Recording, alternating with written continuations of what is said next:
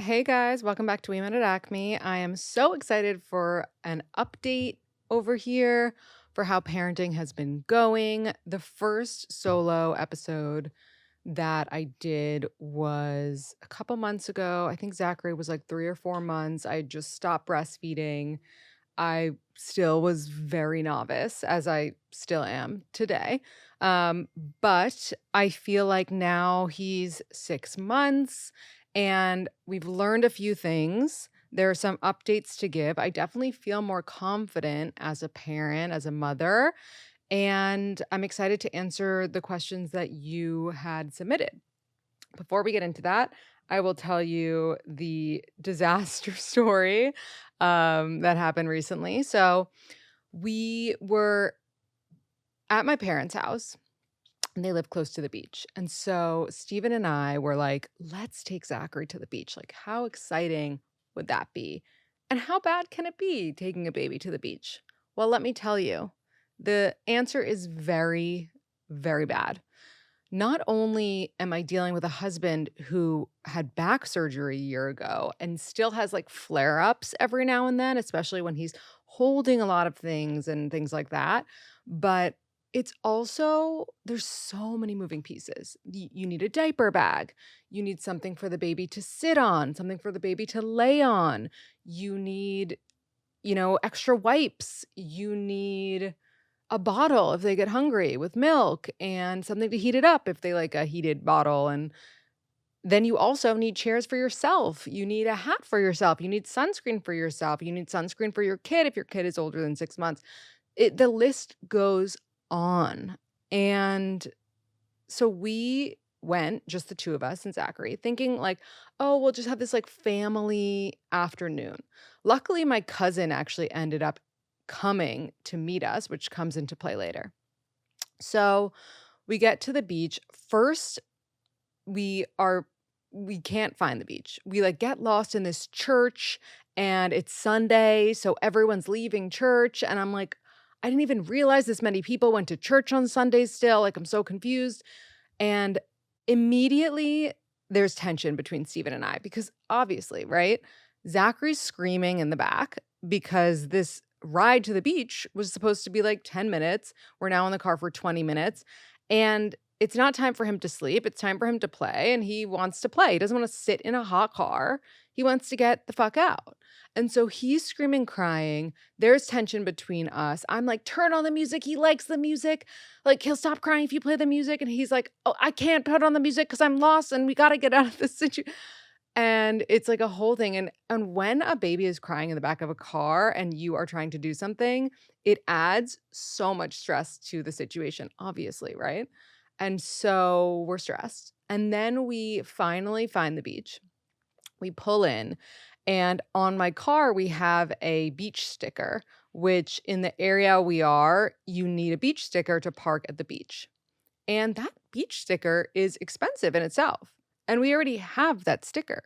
So we're pulling into the beach and we went to this specific beach. It's called Cooper's Beach in Southampton. And nothing against, I mean, if you own Cooper's, I apologize in advance because I'm about to go in. So we go to this beach because they have food. And it's rare to find a beach that has food. Sometimes it's like a food truck, but then the line is crazy. Either way, lines are usually crazy, but we wanted food. And I selfishly wanted the chicken fingers there because they are so delicious. And I remember them being so good. So I was like, I really want the chicken fingers there. Like, that's kind of why we chose this beach. Anyway, so we pull up and we pull in, and there's like two 16-year-olds manning like the parking situation. And one girl is like, you need to buy a parking permit. And I was like, no, we don't. And mind you, my baby is still screaming his head off in the back. And I'm like, no, we don't. We have a parking pass. Like, we have the pass for the season. And she's like, no, you don't. It's a different policy at this beach because it's the beach of town. It's the town beach, not a village beach. And I was like, are you fucking kidding me? And Steven's obviously so nice. Like, he never loses his cool. He's like, okay, how much is it? She's like, it's $55. $55 to park your car is ridiculous. Also, we have a child. Like, what the actual fuck? So Steven's being nice. He's like, it's fine. He takes out his credit card, gives it to her. And I'm still screaming. I'm like, this is ridiculous. We have a pass. Like, we don't have to pay this. Don't you see we have a screaming baby? And finally, like, he just pays it. And we go to park and I'm like, why did you pay that? It's ridiculous. And he's like, why are you arguing with a 16-year-old? Like, that's ridiculous. And I'm like, because this is so fucked up. Whatever. We end up parking and then we're like taking all of our stuff. But unfortunately, because I'm holding Zachary and as many things as I can carry, but I can't carry the heavy stuff. So Steven's holding 2 beach chairs, a chair for Zachary, all the towels, like a diaper bag, literally everything. And his back is like broken. So we walk onto the beach. We take off our shoes. The sand is lava. The sand, I'm not even kidding, guys. The sand was like, you know, when it turns black because it's so hot and you cannot have your feet in the sand without like protection. We were dying. We were getting 4th degree burns from the sand as we're holding all this stuff, holding Zachary. Finally, he's like, where should we go? I'm like, let's go all the way to the right because like not a lot of people are there. He's like, yeah, but then like, what if we have to leave? Like, what if he goes to the bathroom? Like, what if this? And I'm like, okay, fine. Like, let's go in the middle. I don't care. And so we go like right off the path and we put all of our stuff down and we're like, we did it. You know, I'm like, I apologize to him for my attitude towards a 16-year-old and to him. And he's like, it's okay. Let's just like have a nice, relaxing day, whatever. And he makes a passing comment when we pass the lunch place being like, I think it's going to take a while to get food. So like, if you want food, you should get online now. And I was like, it can't be that bad. Like, it's fine. And so I don't end up getting online for food. We're hanging out. We put Zachary in his chair. He's in a stage where he loves to put his hands in his mouth. He's like about to be teething. And so he is playing in the sand and then putting his sandy hands in his mouth. So I'm like, oh no, like this is not good. So I take my wipes and I like try to wipe his hand, which is the dumbest thing a mom could do because then his hand is wet and then he's putting it back in the sand. So the sand all sticks to his hand, puts it in his mouth, repeat. So I'm all of a sudden like, maybe the beach is not the vibe, you know? Like this was hell. And I don't even have anxiety as a parent. And now I'm like, he's going to eat a gallon of sand and we're going to overdose on sand. And that's going to be the end of my child. And then I'm like, no, it's not a big deal. It's fine. He has a sandy hand. All of a sudden, I literally turn to the left to get the sunscreen and he face plants into the sand. There is sand in his eyes, in his mouth, in his ears, in his nose, everywhere. And I'm like, oh my God, oh my God, oh my God. I pick him up just like a mom instinct immediately and run him to the public shower and just like left Steven there. And mind you, the sand is still a 4th degree burn. So I'm holding him running on the sand. I periodically am stopping in other people's umbrellas to use their shade. And like, they're not being that nice. And then I'm like continuing to run with him to the public shower. Finally, we get to the public shower. This boy has only been in like 89 degree water so far in his life because he's only really gone in the bath or like a pool that was heated because we were worried about him being in like freezing cold water and his temperature not regulating. All of a sudden, I am showering him in a freezing public shower. He's crying. I'm basically crying because my feet are burning off. It's a fucking disaster. And no one's helping, which that's fine. I don't expect them to help. They're dealing with their own kid crises. But it was really crazy. And I felt so bad for him. And finally, whatever, got the sand out. And we were like, let's just get food because, you know, maybe Steven's right about the line. My cousin arrives with her friend. They come sit on the chairs, like sit on the beach. And Steven's like, I'll go get online for food. And it was perfect because it was time for Zachary to nap. So I was like, I'll walk around with him in my carrier. And like my cousin Lauren and her friend will sit with our stuff. Steven will get online for food. 2.5 hours later, Steven's still online for food. We didn't even want to be at the beach for more than an hour, but we've ordered food now for Steven, myself, my cousin Lauren, and her friend. So we can't just leave the line. And Zachary's having a terrible sleep. He keeps waking up every second. There's two 12-year-old boys running around screaming into people's ears. Like, I'm not even kidding. I started a fight with a 12-year-old boy because he was screaming.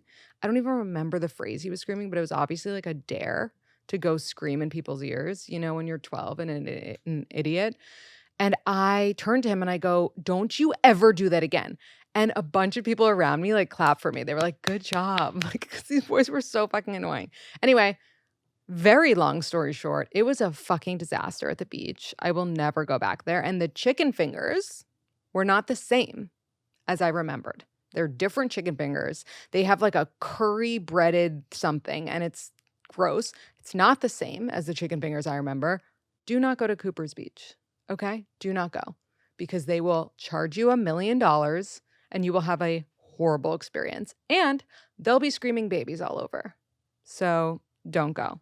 Go to a different beach. There's so many other nice beaches in that area where they don't overcharge you and they're not rude. So that's our beach experience. Anyway, let's get right into it. Somebody said, "How is your relationship different from what you expected versus reality after having kids?" I think I expected, honestly, I expected the worst because everyone tells you the worst. Like, I remember one girl I know was like, "Don't ever have kids because if you have kids, after your husband sees you give birth, he'll never want to have sex with you again." And I was like, "That's crazy." And so I had that in my ear. I had, like, you guys won't ever have time for each other again. Like, you'll be stressed out, this, that. And I will say the beginning was tough. And if you remember, my last episode updating you on this was basically about how having kids does change your marriage, and it does. But once you're over the hump and you are confident parents again, and again, that will change because, the next stage comes up that you have to tackle.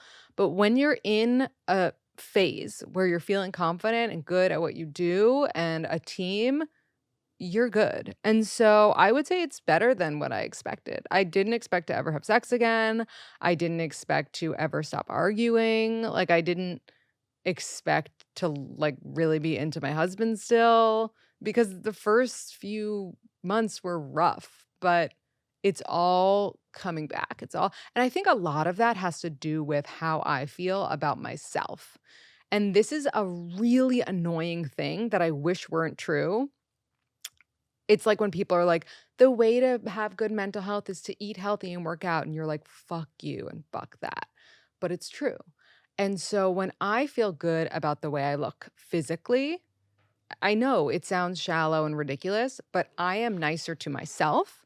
I'm nicer to my parents. I'm nicer to my sister. I'm nicer to my husband, especially. And it all kind of comes from there. So when I was, 3 months out, I didn't feel confident. I just didn't. And I was still breastfeeding. Like, I had all this extra weight because I had to eat more to sustain, my baby. And once I stopped breastfeeding, I was able to focus on working out again, eating right, eating healthy, and feeling good in my body, which I didn't realize how important it was. Like, I knew, but I was like, I even said to myself, I even was mean to myself because I was like, "You're ridiculous for wanting to look good again." But it's not about how I look. It's about how I feel and how I, as a result, treat the people in my life. So I think that that helped my relationship a lot because I feel good and sexy and confident. And that also helps my relationship. When I'm hating myself, I'm in turn hating Steven because he's naturally so skinny. And when he doesn't work out, he loses weight. And, that's annoying. But when I'm feeling good in my body, I am better to everyone else in my life. And so I think that that is an important thing that a lot of moms don't either have the opportunity to focus on because they don't have childcare. They're barely having time to feed themselves. And when they do, it's probably not nutritious. Or moms just don't think about focusing on because they don't realize that it's a feeling thing, not just a physical thing. So I will say, if you're a mom listening, once you feel good about yourself, your relationship will improve too, if you're anything like me. Someone said, "Do you feel like you were on a timeline to have kids? How did you know you were ready?" I always wanted kids, and actually growing up, I wanted to be a young mom. And now that I had my first kid at 33, I'm like, and I remember actually I had spoken to a psychic years ago and she was like, "You're going to have your first kid at 33." And I was like, "What? I will be a grandmother at 33. That is insane. That's so late. That's so old." And you know what? It felt so right. It was the perfect age in my opinion. And would it have been nice if I had a kid by 30? Yeah, but I wouldn't have been ready or settled into it. And I think there's such a pressure on, "Oh my God, if you don't have kids by 30, you are too old to have kids." And that's not true. 30 is really young to be a mother. And if you were a mom at 30 or before 30 and you loved it and you made it work, that's amazing. And I imagine that part of that was maybe you were financially ready, you had a lot of support from your family. For me and Steven, 33 was the perfect age for us. And it was less about timeline and more about, okay, we got married and now we want to have a baby. That's the logical next step for if that was in our plan. And it was. And we knew we were ready because it was something we always wanted. And you're never going to have someone say to you, "Okay, now, Sandra, you're ready to have a kid. Go home and have one." No one's ever going to say that. It has to be something you're afraid of, like starting a new job or becoming an entrepreneur or whatever it is. It's like you're always going to have trepidations. You're always going to be a little scared. But if you know it's something that you want to do at some point, do it. Like if you know you need to break up with someone, you're always going to be scared. But guess what? Do it. Obviously, there are a lot of important things that come with deciding to have a kid. Your foundation needs to be strong. You need to know that there's help. You need to know that if there isn't help from your family, you can afford childcare. You need to know all these things, but you're not ever going to be fully ready. You can't be like, "I'm going to have kids when I have $1 million." Okay. So, for women, what's that look like? Because we also, unfortunately, get treated like we're having a geriatric pregnancy after we're 35. So we don't really have the luxury of being like, "Oh, you know what? I don't think I'm going to be ready till I'm 44," like Kourtney Kardashian. It's like, no, you have to be ready earlier than that if you want kids. And for me, I just knew that once I was married, had a strong foundation, I was ready to have kids. And I just always knew I wanted them. And it's something that I don't think that it's something that someone convinces you of, and it certainly shouldn't be. Are you happy? Okay, this is like the same question. Are you happy with the timing of having a baby? Would you have wanted sooner or later in an ideal world? Again, I wanted sooner. I'm happy that I didn't have a baby sooner because your life does change. I'm not everyone's, by the way. There are some people who are, and we talked about this in the last update episode, solo parenting thing. You know what I mean, not solo parenting, but update of being a parent, a solo episode. We talked about it last time, how some people are really fine leaving their kids for long periods of time. And I'm jealous. Like, I'm not judging. I just am not like that. So for me, I couldn't have had a kid earlier than I did because my life is forever changed because I'm always going to I'm only going to be as happy as my happiest child, as my parents used to say when we were growing up. You're only as happy as your happiest child. Which means if your child is really sad, you're really sad. Or maybe it's you're only as happy as your least happy child. I don't know. Seasoned moms, write in and tell me. Someone asked Any tips on getting my 5-week-old to sleep? He doesn't want to sleep anywhere but being held. Okay, I have a lot to tell you on this subject.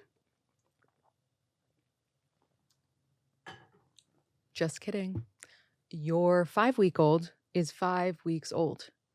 He shouldn't be an expert sleeper. He's a 5-week-old baby.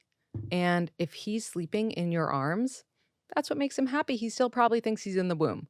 You don't have to worry about how your baby's sleeping at 5 weeks old.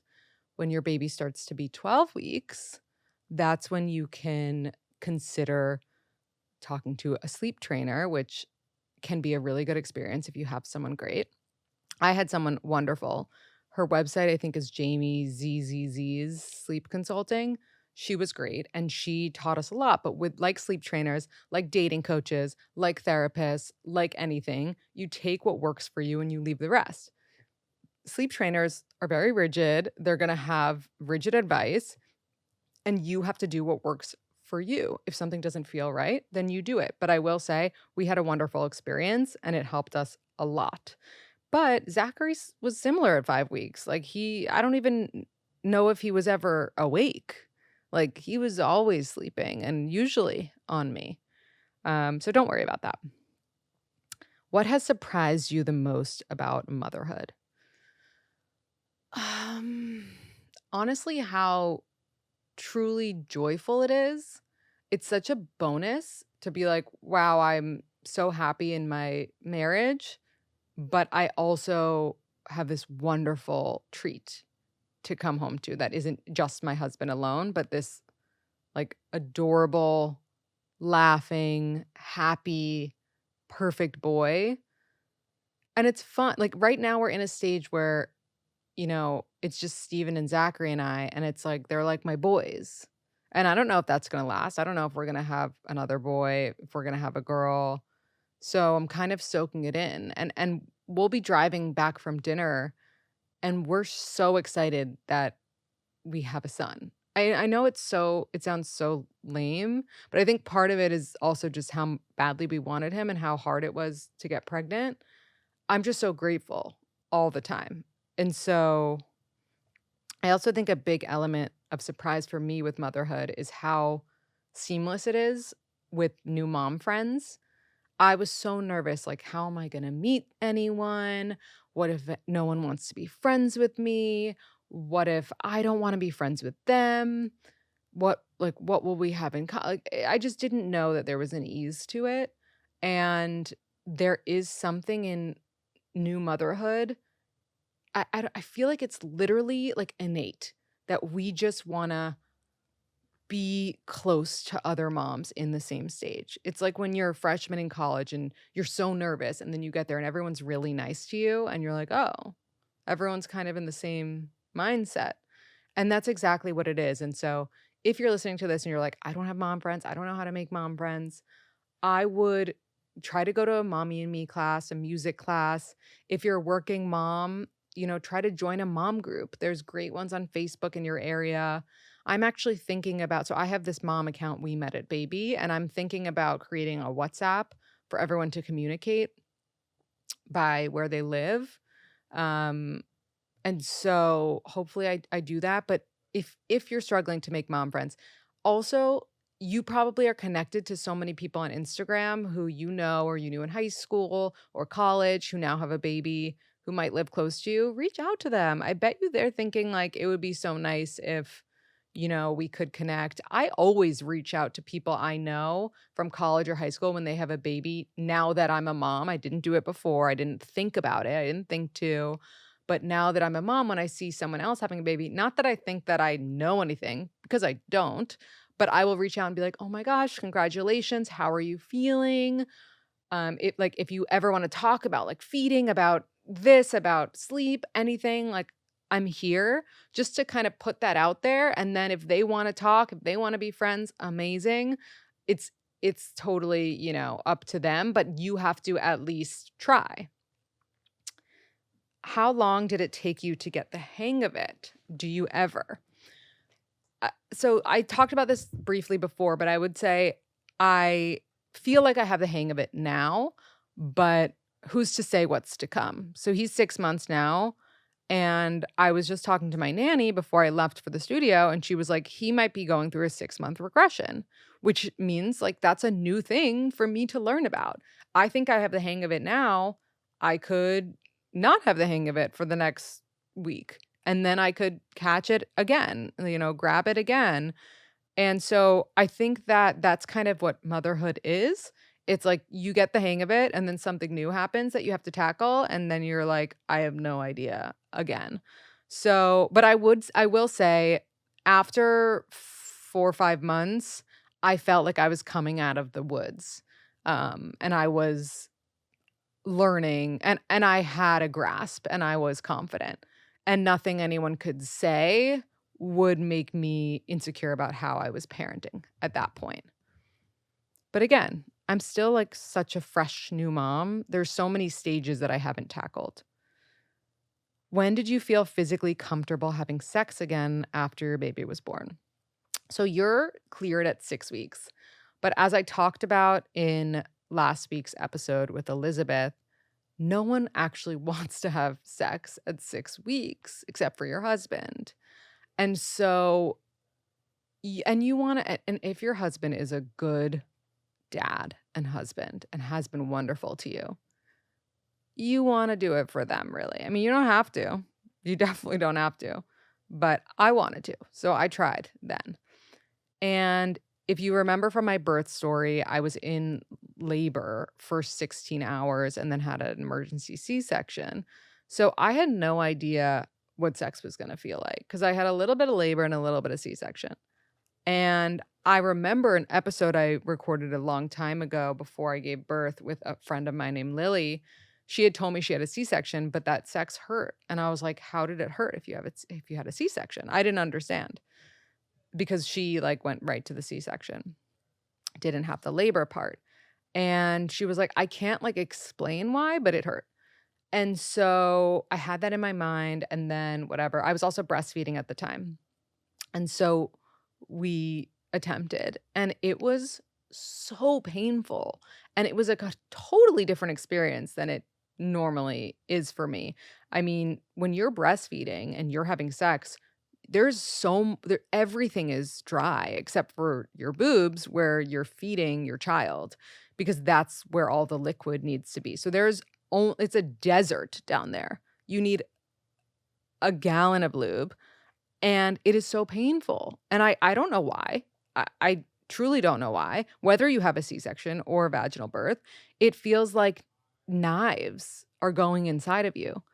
And I would say it took probably 3 weeks from that 6-week sex to stop being in pain, maybe a month. And then once I stopped breastfeeding and like my fluids were working again, then it started to be back to normal. And like now it's normal, but it took a while. It definitely took a while. And so don't expect it to not hurt after a bit. Any conflict with husband so far related to baby and how you worked through it? Well, I just told you about the beach day. How did we work through that or how we work through things in general? I mean, we apologize and we hug and we move on. You can't linger into the things that were said when you were angry at each other. You gotta move on immediately because you both are good people. You love each other. You love your child. You want what's best for your child. So you gotta find yourself. And hugging is so crucial. Don't forget to hug when you're resolving a conflict. It really does help. Comparison to siblings, friends having babies at the same time. I mean, the comparison game is never a good idea. I definitely wish my sister had kids that were a little closer in age to Zachary. Hers are 5 and 3, but they're not that far off. I mean, I think about my cousins. We're like 4, 6 years apart. We're very close. And then my other younger cousins are like 25 and 23. We're super close. That's 10 years because I'm 33. 10 years and we're so close. So I just don't think that that's in the long run, something that would matter. My sister-in-law is about to have a baby, and so her baby and Zachary will be in the same grade, which is incredible. Um, I think that you might have a situation where your best friend doesn't have a baby at the same time as you for whatever reason. Maybe they don't want to. Maybe they're struggling with infertility. And that's okay because you'll likely catch each other at some point. Or your friend will decide that she doesn't want to have a baby. And then you'll decide if your friendship is strong enough to live different lives and still be close. But you'll cross that bridge when you get to it. And I would try not to future trip about, oh my God, are my friends going to have babies at the same time as me? What's going to happen? Okay, sorry. Needed a big sip of water. How to not freak over milestones. So having a niece and a nephew really helped me with this because I went into it knowing that boys are just slower than girls. So I never expected anything from my son. Not in like a bad way, but I wasn't like, "Oh my God, he's going to do this right away. He's going to do that right away." All of the girls in like his music class are doing things that he is not doing yet. And that's because they're women, they're girls, they're baby girls. And girls are just more advanced than guys. So if you have a boy, you have to be patient. They just develop a little bit slower, which I don't understand why we don't have a female president after seeing a boy and a girl develop. But they develop a little slower and they will hit the milestone. And if they are a year late to the milestone, if your kid doesn't talk for a year, like when they're supposed to, they're gonna talk eventually, you know? Everyone catches up with each other. So don't let anyone make you feel like your kid hasn't reached a milestone. I actually remember when our nanny first started, she took him to a music class in the park that I signed them up for. And after class, she came up to me, and Zachary was like 3 months at this point. She came home, we were talking. I was like, "How was the class?" She was like, "It was good, but I had this like weird experience." Another nanny came up to me and she said he should be holding his head up by himself at this point. And I was like, "No, he shouldn't." And I was like, "Someone fucking said that to you about my kid?" And I was livid because first of all, he's 3 months old. He doesn't have to be holding his head up yet, huh? And second of all, what the fuck? I mean, anyone who is nosy about milestones or comparative about milestones or makes you feel bad about your kid's milestones is an asshole. If I had a friend whose baby, like for example, Zachary is he just started solids and he is raising his head up now. But if I had a friend whose kid like wasn't ready to start solids, wasn't raising their head up, and they told me, I'd be like, "Oh, they will eventually. No need to rush it. Like enjoy every stage." And that's the only response that you should have about milestones. Do not freak.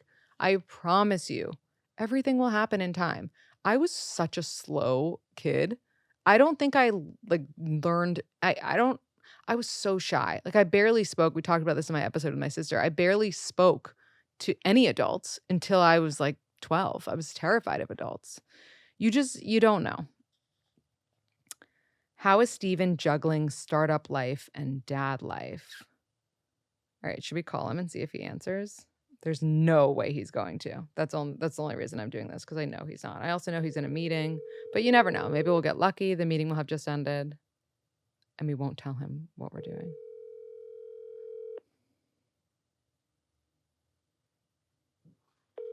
Okay, he hasn't rejected the call yet, which I feel like is a good sign. Ugh, I don't think he's going to answer. Maybe he'll call back. TBD. Oh. Hi. You okay? Yes, all is good. Can I ask you a really quick question? Sure.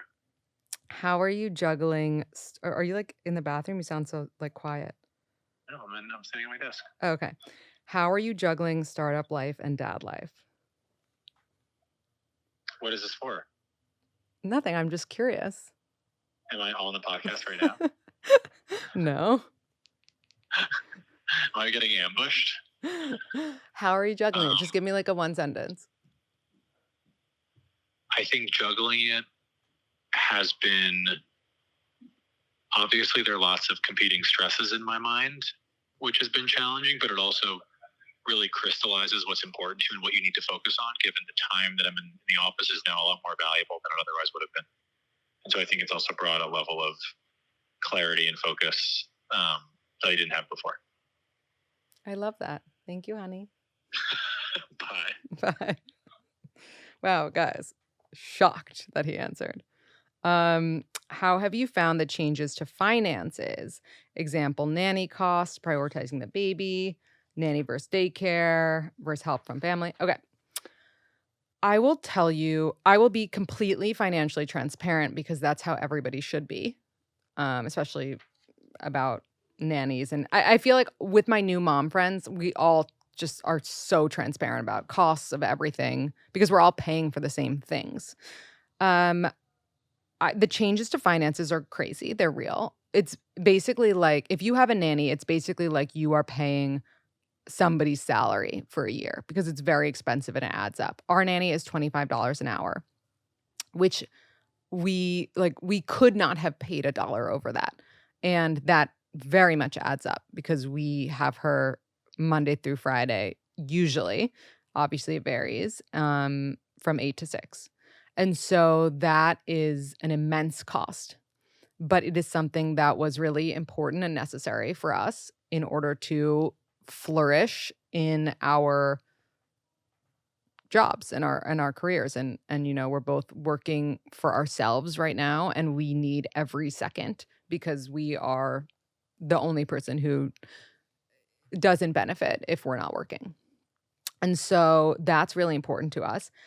I will say daycare is also a wonderful option and I have tons of friends whose kids are in daycare, but it ends up being around a similar cost at the end of the day. And of course, there's different tiers of different daycares, but daycare in New York City, at least, ends up costing just about maybe a little less than what a nanny costs. You're probably saving like $1,000 a year, which is good, but you know, it's just a personal choice of what works for you and what works for you financially. And you know, with daycare, what's great is that the hours are more flexible. I think some daycare start at like 6 a.m. You can leave, like, you can have your kid be there until like 9 p.m. Daycare also now is so different than it used to be. You're getting updates all the time, pictures all day. It's a wonderful thing. You get notified when your baby has eaten, notified when your baby has pooped. It's wonderful. So whatever you end up choosing is great for you. Um, the financials of having a kid are crazy. They're immense. They are intense. They make you want to step the fuck up and make so much more money and stop spending on like frivolous shit. And it's very real. It's not cheap to have a baby. It's really amazing if you can have support from your family in some way, whether that's stepping it up to help you with childcare or, letting you live with them for a period of time, whatever it is. I have friends who I'm envious of, whose parents help them with a baby nurse or who help pay for part of their nannies or, things like that. Unfortunately, we don't have that, but we do have the motivation to work harder and to be able to afford childcare because it's so, so important. It takes a village. Why did you decide to stop breastfeeding? I think I talked about this in the last update, but it wasn't working for me. I had an oversupply. I was like tethered to my apartment. I couldn't leave. It was just it stopped being beneficial for my son and I. And so I stopped and I did a solid 3 months and like a few weeks and I felt that he had a really good strong foundation. And I found a great formula that I loved and the rest was history.